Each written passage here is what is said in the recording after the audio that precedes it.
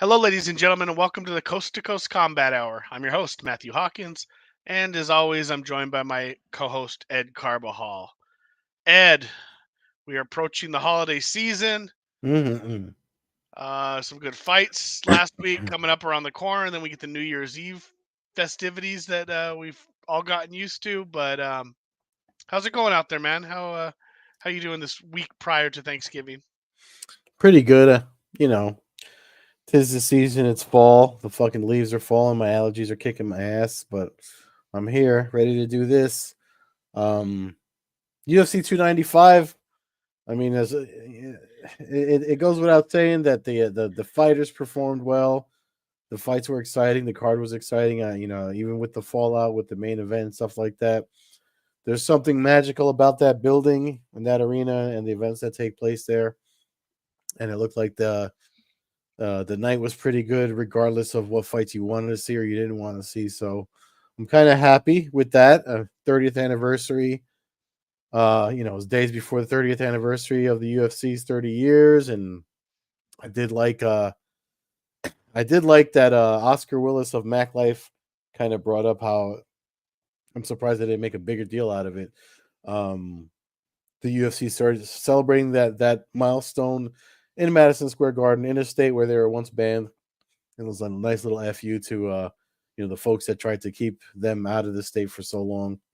So it's always special when they come to the Garden. So I mean, shout out to the milestone that the UFC hit. I know we shit on the what they've become since the sale to Endeavor, but it's still something. It's still something you gotta tip the hat to. Yeah, it's the Mm. mega machine that is the UFC, and Mm-hmm. every once in a while, though, the stars align. It worked out this fight card, like you mentioned. Mm-hmm. Things came good. It was exciting main card. I'm not going to break down all the prelims, although there were some good ones down there too. But the name fighters, the biggest names, were on the main Mm-hmm. card for this event, and most they all delivered. 5 fights, 5 finishes. I thought great. After 30 years, Mackenzie Dern did a great job of standing up to, or proving my point of the Marco Huas versus Royce Gracie, as she showed basically UFC one jiu-jitsu level of striking, and was brutally beaten, picked apart by Jessica So, I Andrade. mean, apparently she's because of her whole all her personal issues. She did like a different camp that wasn't that serious and all that stuff like that. And I'm just like, man, not for nothing. I mean, you're fighting somebody that's held the title and challenged for the title so many times. And we talked about Andrade's resume, when we did our picks. So I was kind of surprised that it happened the way that it did.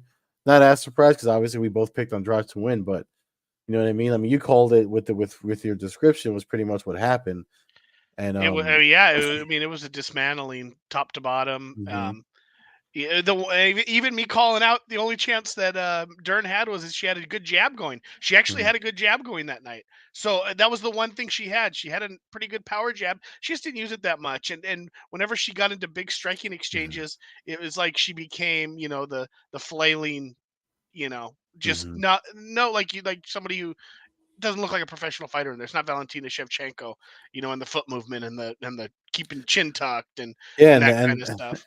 and that's kind of it. Like she's not going to get a high profile match like that for a while unless she does some goes back to the gym and does some homework and fixes everything that's gone wrong. I mean, if the personal stuff that's happening, 'cause she was saying during the media that week that the pretty much her entire purse is paying for her separation and divorce from her ex. It's just like, dude, this is not good for you. This is just not good.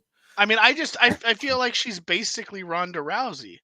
You know what I Mm, mean? Like Ronda Rousey came along sooner, so was able to kind of get to the women before they caught up to we're just not going to lose to a head hip toss and a quick arm bar. Um, I think that we've reached a point now, and once Rousey was finished by Nunes and mm, at home, I feel like that kind of opened up the door to like really let's just strike this out. Like, you know mhm, what I mean? So I don't I feel like Dern, somebody like Ben Askren, um, Damian Maya. I mean, you got guys that just were never developed that striking skill that is required in the 2015 and on UFC to be able to actually win a title. Like, I just don't think we're going to see a one dimensional. And Dern is really as close to one dimensional as you could get in MMA, especially in the UFC. I mean, she could probably go be a Bellator champion, and that's not a knock to Bellator, but she's not going to run into the top four women in the world. Mhm. She could go in there and fight with Alima Lay McFarlane and even Liz Carmouche probably, and they would be fun competitive fights. But I don't think she's when it comes to Shevchenko, Rose Namajunas, Weili Zhang, Andrade. I mean, those women are hurting you. This isn't Mhm. like we're gonna even give you. I'm not even gonna give you a chance to clinch.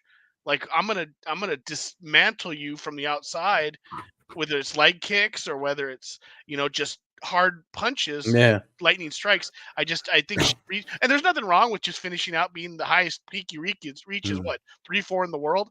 I mean, it's not like it's a disgrace to her considering her background. She got into the MMA game kind of late.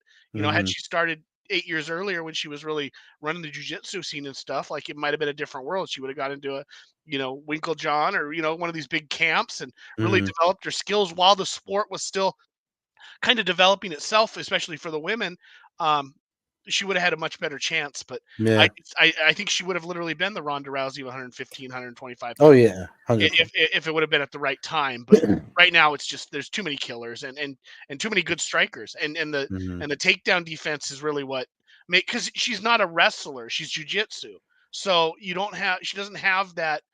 She struggles to get takedowns against women that are stronger than Mhm. her or just have the ability to keep the movement and keep circling the cage basically. Yeah, and that strength definitely played into it, which is I kind of saw from last Tuesday when we started researching the card to do our picks and stuff like that. But I mean, talking about strike, it's funny. I was talking with one of the guys I trained with at my gym about the fight after the fact, and we're talking about just Pejeda's weird, like awkward stance and style that he brings into MMA and his short time there, he's already got two titles, and his striking is just the guys. You always hear Joe Rogan talk about high level strikers. You hear that term in general, not just Joe Rogan. Like any when people are talking about when some kickboxer comes into MMA and they just start knocking dudes out. Just the way that they fight, I'm starting to see a common thread. Like if you look at him, you look at Pajeda, you look at Joe Schilling. Trying to think who else. These guys that have this stance where they fight with their hands down in MMA versus the way they fight in kickboxing. And I said to the guy I was talking to, I'm like, they do that because they know their striking is better, so they're inviting a striking exchange by looking vulnerable, and that seems to be like Pejeda's whole gimmick, just to make these guys. I mean, Jamal Hill's already one talking about I'm gonna strike with him, and it's just like, dude, like that Maybe left maybe hand. maybe for a round, maybe for a round before he gets put unconscious. But But that's it's like a weird. I don't want to call it a grift, but it's like it's like a distraction. They just come in there looking very awkward, knowing that they're just better than the striking part of MMA is technically just kickboxing. Like you want to just say it's boxing and boxing for MMA, but when you involve the footwork and the kicks and everything, it's just it's crazy. It's just crazy how he's been able to do what he can do. And um I mean, we saw that coming. What we didn't see coming was a co-main event. I think we both picked um what's his name that got knocked out by no, we both picked Aspinall. Pavlovich. Yeah. Yeah. Um, Getting back to the main event real quick. Hmm. Before anybody goes, well, Pahea is pretty much one dimensional. That is true. So there is, but however, he has proven that he's capable of surviving on the ground. Where Hmm. and against good guy, against Prohaska, against Hmm. even Izzy took him down at one point. Blokovic. I mean, he went down against guys who are successful on the ground and was able to defend himself and survive. Whereas when somebody like Dern ends up in a striking bout, she's not surviving. She's getting beat up. So Yeah. so there is a little bit. It's much easier to survive on the ground than that be your have to be your way of winning a fight. Um, Mhm. you can talk about that. I mean, you can turtle up on the mat and almost not get submitted by, somebody like you could go in there and never get submitted almost if you just turtled up and played 100% Mhm. defense.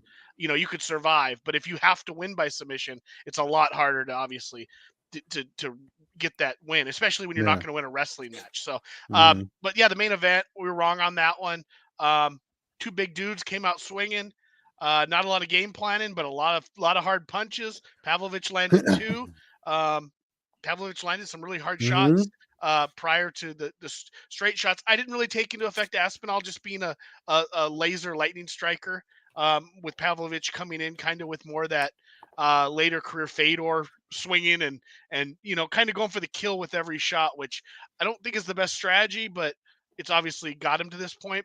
But I think when you start dealing with dudes who can take your head off too, you need to, and I'm not a coach, I'm Mhm. not a fighter, but I would think maybe stepping back and if they have a rematch, maybe not be so aggressive out the gate. Maybe look for your move, your holes, and perhaps even try a takedown because um, obviously that's all hindsight. He was, Mhm. a minute into the fight, I would have still thought he would have won, but it was just a matter of Aspinall me under crediting him and him coming out and putting on a show, man, and showing some speed and agility for a heavyweight that we don't see very often. So it's Yeah, exciting. It's exciting either way.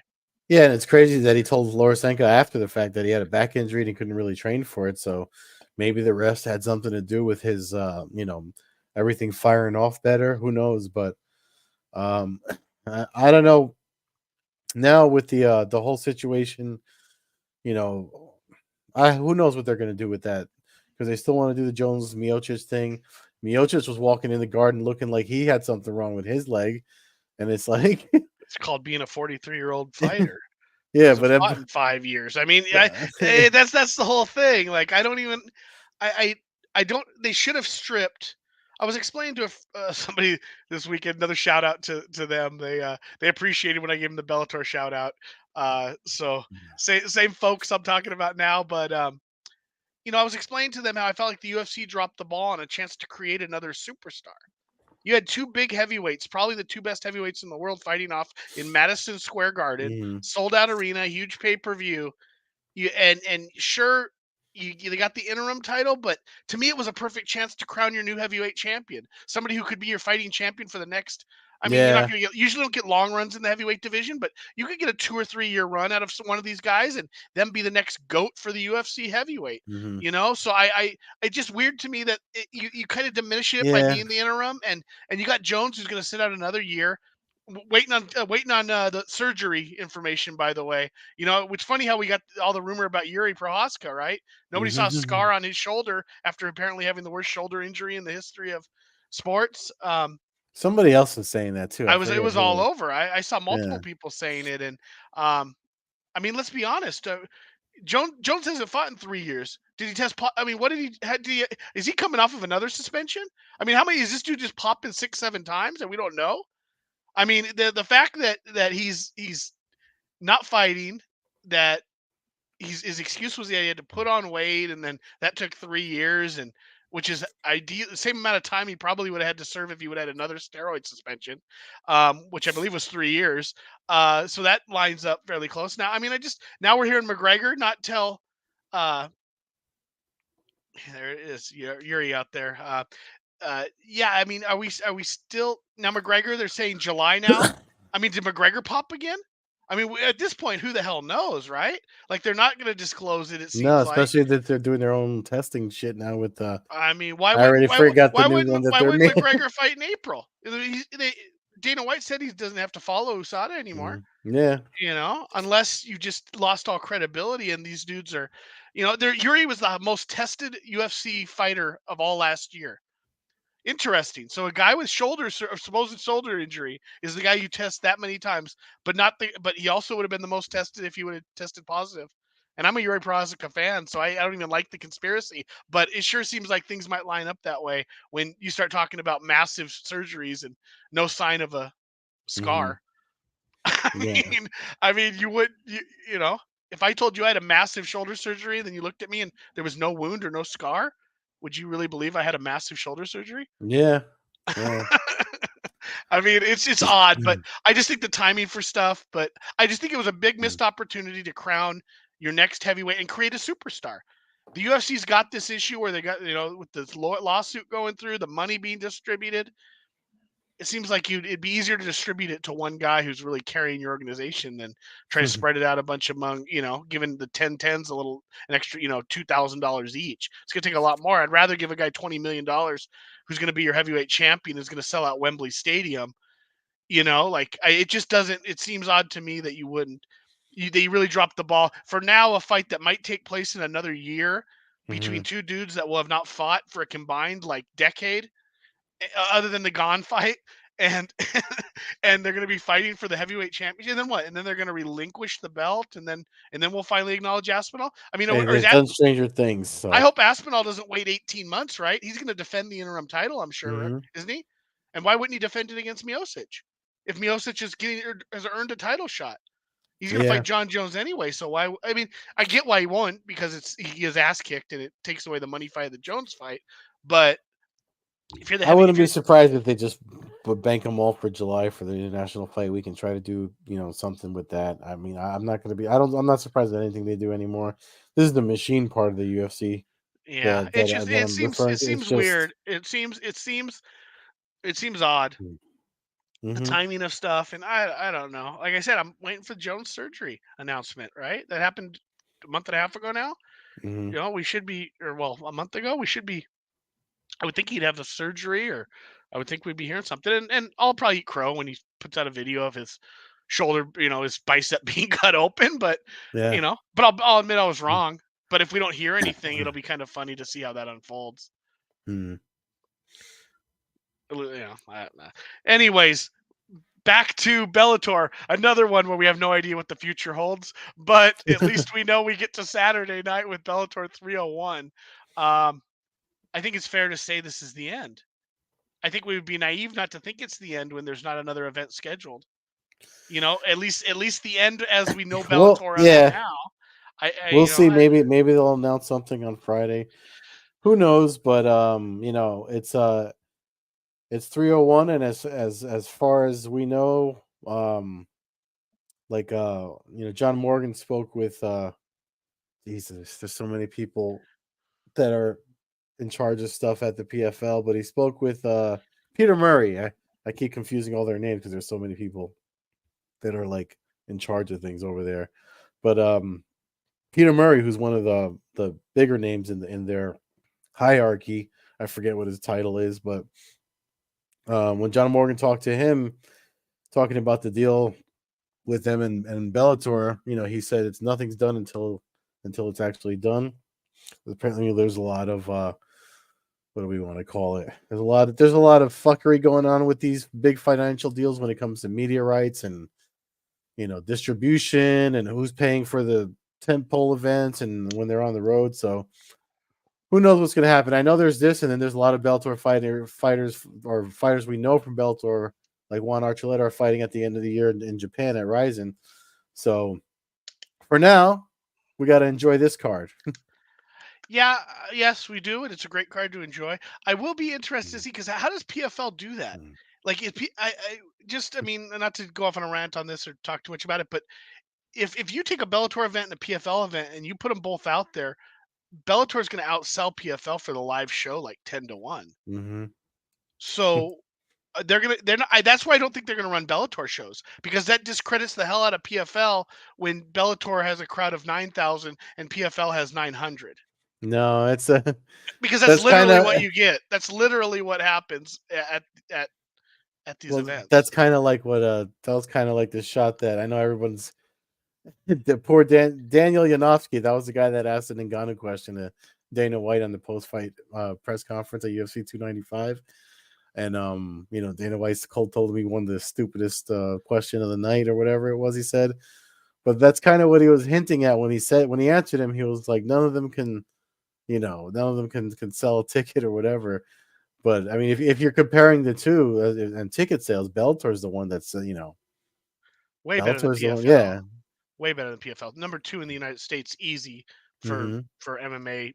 I mean, pound for pound, maybe one because they had one event, but No, yeah, it just Yeah, and they go to great The venues. Dana White thing's stupid because he's discounting the fact that the UFC fans would basically carry that pay-per-view Mhm. and the UFC it would take place in the octagon with just a PFL logo on the friggin' post. Yeah. It's not as if they're transforming the UFC roster into, Mandalay Bay with 400 people in it. It would be a big event. It would just Yeah, I don't he's just an asshole to the reporter because the reporter reply to that should have been, if that's a dumb question, then you must be a dumb promoter because that's the number one fight that can be made on this planet today. And if okay, you don't, he's not and as a trying. That's his first time getting a credential for it. He's not trying to oh, get I it. get it. He won't do it, but it's Yeah, yeah, amazing to me the follow up from somebody else there isn't like, yeah. well, the quite reason that's Come on, asked is dude. Come because on. you're a promoter. Yeah, I yeah, know, I know, yeah. I know. I'm retarded. Anyway. I'm wrong Uh, for thinking that let's that move on. Let's move yeah, on. yeah, yeah, yeah, yeah. Bellator 301 opens lightweight Grand Prix semifinal. Patricio Pitbull, Alexander Shabili. Uh, I'm gonna go with Shabili to win this fight. He's kind of the dark horse coming into this tournament. Uh, Patricky has his ups and downs. Good fighter, in my opinion, just not a great fighter. And I Yeah, think he loses this fight. And the 24-3 Shabili goes to 25-3, and sets up with his position in the finals. yeah. That's literally what I have in my notes. Like as Patricki's experience got great experience, but he's not Patricio. You know, it's not the same. It's not the same output and stuff, and the guillotine that Patricio had. You know what I mean? Like it's not. I know there's a Pitbull brothers, and they both fight in Bellator, but I can't look past Shabili on this one just for it's not the more dangerous Pitbull fighting. So Now, the winner of this fight was initially scheduled to fight Usman Nurmagomedov, who has been suspended due to some form of mhm. drug test fail.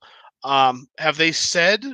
I know that they're not looking ahead, uh, but have they commented on who would be the fill-in in that fight? Would they?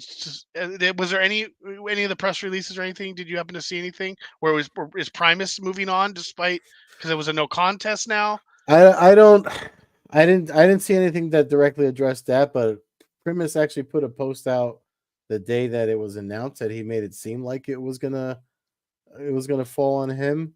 But I don't. I'd have to recheck to see if there's anything official on it in that sense. But like literally within minutes that it came out, if you check, he streamed. I mean, the video should be on his Instagram where he said, he thanked Bellator and the Athletic Commission for doing the stringent testing that it came out, and then when I think Cole Shelton was the one that reported that first, and then Ali Nurmagomedov's manager came out and explained why it was 6 months and what it was from, because it was definitely like it wasn't on purpose. Obviously, it wasn't anything that he was taking purposely. It was something he was prescribed that he was told to take for whatever he was dealing with, and whatever was in the prescribed medicine is why he came up positive, and him not knowing. So it was like what they call it, no fault negligence. I forget the term that they used for it. So that's why it's only 6 months, and who knows? Either they run it back again, or I have no idea. Again, I think this all depends on what Bellator's future is too. So, I also think some of it might depend on what happens in the next mm, fight that evening. AJ mhm, McKee takes on Sydney Outlaw. AJ McKee was initially pulled from the tournament mhm, early due to an injury, but he is a 20-1 fighter who, yes, it would be a pass to the finals of a Grand Prix.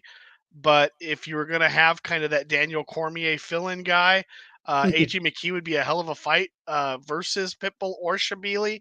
Um, and it would uh and if McKee does win that, Usman versus McKee really is mm, a hell of a fight. AJ McKee kind of got forgot because he had to be pulled from the tournament. yeah. Um, but you forget he is a savant at the sport of MMA and somebody who really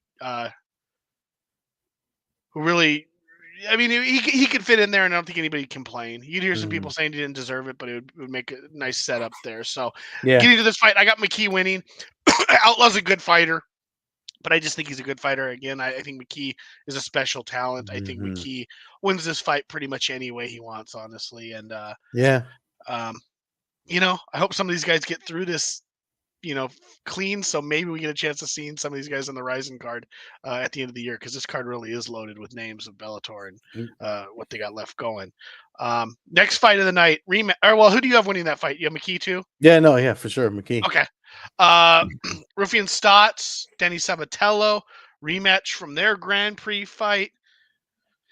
What, year and a half ago? So, Mhm. I mean, I don't know if you want to go first on this one. I think we're probably leading the same way. Yeah, I mean, well, I'm leaning Rafion Stotts just because of how how it went and last time, but it's the build up is what's fun for me. These guys come chomping at each other bits. I mean, I got to talk to Rafion Stotts when that whole thing started with them too, so obviously the fight makes sense in the marketability sense. The way if you're marketing fights because of the fun and the lead up, like the way the UFC likes to do these days, this is definitely that kind of fight. And if you're not paying attention to it, it's definitely worth watching. And the fight, they're both good fighters, especially at the. I wrote a whole thing about Bellator's 135ers. I think across the sport, they have Bellator has probably most of the better 135ers if you're looking at rosters, um, at least historically. And I like any bantamweight feature that they put on is going to be fun. But I'm picking Stotts. Same thing. Based off how first fights went, like you said, and I just think he's way more Mhm. well-rounded at this point. Sabatello has that great wrestling game, but I think he kind of he struggles when it's not going his way. So I think Stotts has the tools to survive. He's 19-2. He's Mhm. um, still one of those guys you don't know where his future. He could potentially, still take another big step up. I know he was the interim champion at one time, but I I got Stotts winning this fight, and I think his career. I think he's got an opportunity still to be a mega star in the sport, Mhm. with the way he talks, the way he fights, and um, Oh yeah, he could. you know, He's one of those guys that they're good on the microphone. They good. It's good. He's good when they have him at the desk, and obviously he's great. He's great in the ring. and he just So. seems like a good dude. Mhm. Seems like a good man, and just somebody, friendly guy. So Mhm. somebody that could really sell to a large audience. Co-main event of this event. Also, that first bout is a 5-round fight. So this card's carrying three 5-round fights. Mhm. Which could be a long night, especially out there on the East Coast. But mega fight here. Yeah, I'm looking forward to this I one. mean, could I think argue this is that I it should be the probably main event, yeah. uh, based off just the names and the wins they're coming off of.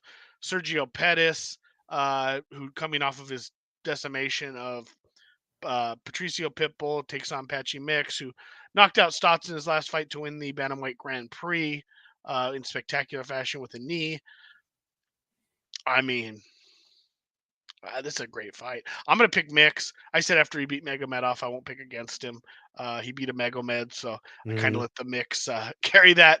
I think Sergio Pettis is a great fighter. I think but I just feel like he's made. I felt like he got lucky against Horiguchi, Mhm. um, but he proved me wrong against Pitbull. I just think Mix is. I I I, I flirt with the idea of Mix being a really somebody who'll go down in history as a great fighter.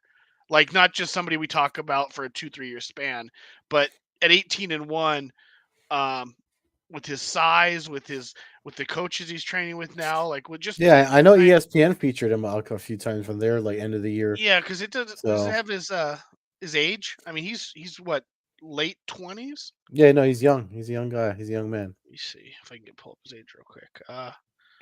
Okay, so he's 30 years old. He's He younger than just turned us. 30. He just turned 30 like a month and a half ago. So, Mhm. um, yeah, right in his prime. I think that when you start looking at the records now, when you go to the UFC, it's not as easy, and that's not to obviously mean that these are easy, but at some point you're going to suffer some losses, but when your record starts getting up there, the 18s and ones, the Stotts 19s and twos, you got some guys that we'll get to the main event obviously with the records wise, but Mhm. I just think Mix has the tools to possibly be one that we talk about for Yeah, a long, long time past their retirement, for past sure. their fighting career. And him guys like him and McKee, I see them having these long careers that people are, they're just, everyone's gonna know who they are. I wouldn't be surprised if they wind up in the UFC at some point, especially with the uncertainty of Bellator's future. I wouldn't be surprised if something happens that they get called up, or they something happens that just one day Twitter blows up and it's like, oh man, they UFC picked up Patchy Mix and AJ McKee just did something about the talent of these guys. Obviously, I have mixed pick too, but I have it with an asterisk because I want to say, because of the Horiguchi fight, I wouldn't be surprised. Sergio Pettis seems to. Well, we have the stuff from Bellator.com. Even the Bellator fans, 55% of them are picking Patchy Mix to win, but 44% are picking Pettis. And it's because, obviously Pettis, he came into Bellator with people kind of like, you know, kind of tightening their lips and kind of shrugging about him. And here he is holding the title. He wins the title, holds it, and defends it, and beats guys that are seemingly beating him. So I wouldn't be surprised if he pulls another rabbit out of his hat here. But it's not gonna make me. It's not gonna make me crazy. But I'm picking Patchy Mix to win. But I'm not gonna be surprised if Pettis pulls another victory either. Yeah, no, I won't be surprised. I'm done being surprised by Sergio Hmm. Pettis. But I think there's a part of me that really wants Mix to win this fight because I think that his future could be really bright, and Hmm. it'll just be fun. And like you said, maybe the best thing to come out of the Bellator selling is that some of these guys just become a free agent, and we get a big free agent pool, and some of Hmm. these guys can get mixed around a little bit, Yeah, these are and guys you don't put these guys on the Ultimate Fighter or whatever. If they're gonna wind up in the UFC, just sign them. yeah, no, Yeah, don't give me Mix on the Contender yeah, Series. yeah, yeah, None of yeah. that disrespect and that kind of crap. No, these guys have paid their dues, and Hmm. they should be. I mean, they should be paid. Not only should, if these guys go to the UFC, be immediate to the UFC. These are main card Hmm. fighters. I don't need a prelim. Yeah. Facebook. I don't even know what we have anymore for UFC for all their millions of fights. But anyways, I mean a mega fight. Wish it was at 300. It's the one fight I wish would have been Mhm. last month, so I could have watched it live. But Yeah. hell of a banger, and and if You go to if Chicago and this freeze to is the death. if this is the end for Bellator, as we know it, then I mean you're going out on this is the Pettis Henderson kind of go out, which is interesting that Mhm. if he does a kick off the cage, then I'll lose my mind, in the Yeah, finale of them. that's mind losing worthy. That'd be a nice, yeah, that'd be Wouldn't cool. that be wild? We saw it. We saw it with Anthony Mhm. when on the very last WEC show, which also I Mhm. believe was the co-main event. I think it was. It might have been the main event. I know Safadine I think was on that card against Marquardt as well. But main event: Yaroslav Amosov, Jason Jackson. Last fight, I thought Amasov might have some issues. He was fighting Logan Storley. I thought maybe that his, the issue going on in Ukraine, his life being all over the place, I thought might be an issue. And he went out there and whitewashed him 5 rounds to none. Jason Jackson's on one of the best runs in Bellator history. Mhm. I don't think most people would know it, but when you look at the names, I mean, you got in a row, you got Kunimoto, um, who's a really good Japanese fighter, Jordan Main, who old school fans will know, Benson Henderson, Neiman Gracie, Paul Daly, and then Mm. Douglas Lima, all in a Mm. row. Um, I mean, you've got everything there from Japanese style fighter to uh, Benson Henderson to Gracie Jiu Jitsu to Paul Daly's Yeah. chaos and just pure striking. I mean, he's kind of beat everybody and a big list of guys. I mean, I'd have to see a better list of wins in a row for Bellator because that's right there. That run right there is is is Yeah. right there. So, um, but with that said, I'm not going against the 27-0 Ukrainian. I Mhm. think I think I just I mean, he's 27-0. You don't get to 27-0 by fluke. Um, Mhm. I don't believe you do. Not to this level where you've proven yourself after a handful of fights, that you are what your record is, and your record is 27-0. That means you're a badass. So I'm gonna go with Amosov. You know, maybe I hate to say it's a grinded out another 5-round fight. If he has to do that, he might do it. But I could also see Jackson not being as comfortable taking a 5-round loss, maybe opening himself up and getting actually TKO'd, just in a more of a desperation, Mm. maybe to start a round or something where he ends up in a really really bad position. But I gotta go with Amasov. I just don't I, Yeah. I don't see how you could pick against him. Too good of a record, too good of a resume at this point. Yeah, man. I mean, we're literally we're on the same page. It's pretty much the repeat of last week when we did 295 when we got all the same picks. Because I'm with Amosov.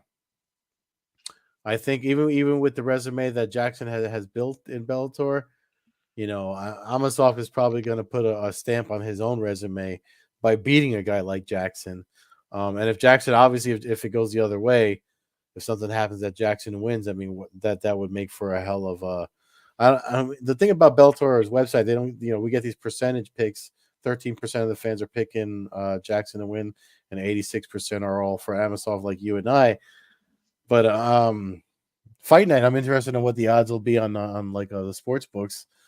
Um, I would say the ones that have the low percentages on Bellator.com are obviously going to be the underdogs, but you know, risky bets, I would say, especially with the guys that are on these cards. But the card is fun. Even the prelims really quick. I mean, we're not gonna do picks and stuff, but if you look at some of the names on these prelims, man, Tyrell Fortune and Marcelo Gome is the headlining prelim. I know Denise, here she is. Denise Calhotes and Sumiko Inaba. That's a Mhm. fun strikers ladies match if you want to watch that. Justin Gonzalez and Timur Kizriev. Like there's so many great fights on the undercard. These are going to be on Bellator. Well, Bellator's YouTube channel. I think they do Showtime too, but I'm not plugging Showtime in. Kerry But they're Melendez, one more fucking shit up. Yeah. 5-0 in Bellator, going for 6-0. She hasn't fought in a while though, Yeah. but looks like she trying to get one in before before we know the future here. And I mean, yeah, good, it's good fights, and we lost a couple, Yeah. which I would have added even more depth. But Yeah. top to bottom, it's a hell of a fight card. I mean, it's better than the 300 fight card, um, in my opinion. We'll see how the Yeah. fights unfold, The thing but is, man, I got to say this just because we were talking about the business end of it or whatever, and what the backroom dealings with the whole PFL thing.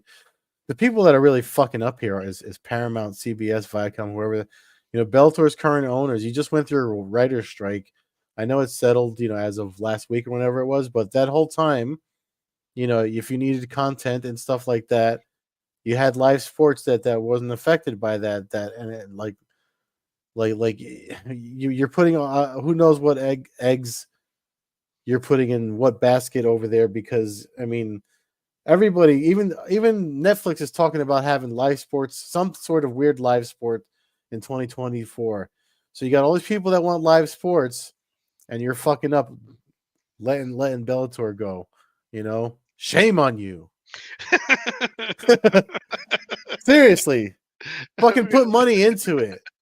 Put money into it. When Kevin K was in charge of shit over there, he was literally, do whatever you want. Even like it's insane that how stupid people are and how disconnected people are from what people actually want to see. It's insane to me.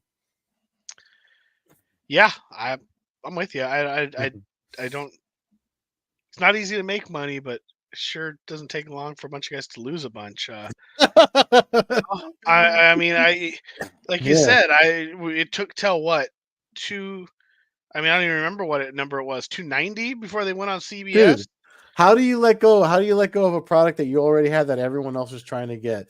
Literally, Amazon added MMA to their platform. Fubo has added MMA. All these other people have MMA, and here you are. You have, because Paramount, the company, so they have Bellator and they have Combate, like on the Paramount Pluses where you can watch Combate Global, like, and you're just gonna let it all fucking fall by the wayside. I don't understand it. Don't You understand know, I it. I don't I don't.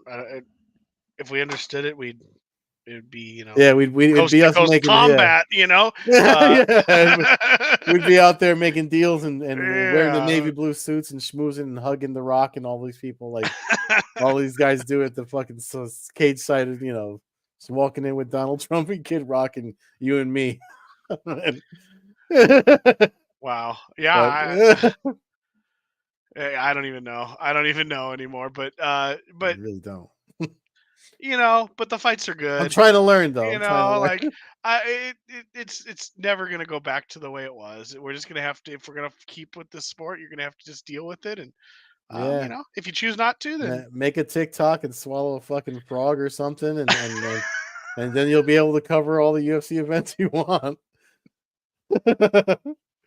So it's I think we should just sign off with that. Folks can follow the show at Combat Hour on Twitter, Coast to Coast Combat Hour on Instagram. Follow me, Matthew Hawkins, at MMA Hawk 21 on Twitter and Instagram. Follow Ed at Carbazol on Twitter, Carbeerzol on Instagram, and Old Head Carb on Twitch. Ed, so next week, oh taking the yeah, holiday off for Thanksgiving.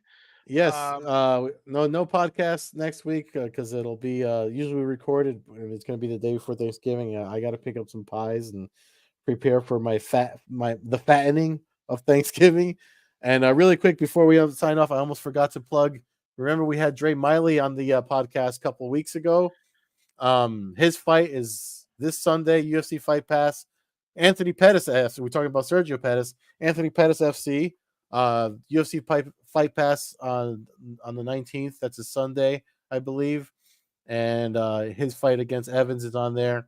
If you want to listen to, we just had him on the show. He took some time out of training and teaching to talk to us about that fight and being a 1-8 fighter in the high level MMA. So check that out and make sure you check out his fight this weekend. that's why it's in Milwaukee. Sergio's fighting in Chicago. Yeah. I didn't think about that one, but it makes sense to be local and be able to make the show. Um, yeah, so next week off, I figure we'll be back the following week, hopefully, and Mm-hmm. we get to look forward to the big bare knuckle Perry versus Alvarez, um, Rothwell, Duffy, and Rawlings and Fajea and all the chaos that's coming up Oh on the yeah, that's a next good mega big card. AFC card. So we'll do our research and hopefully have some info on that in a couple weeks. Until then, everybody, enjoy your Thanksgiving. We appreciate everybody who listens and gives us a second of their ear to the show. Mm-hmm. So enjoy the holidays, be safe, and enjoy time with your friends and family. And we'll be looking forward to getting back and talking to you folks in a couple weeks. Gobble gobble.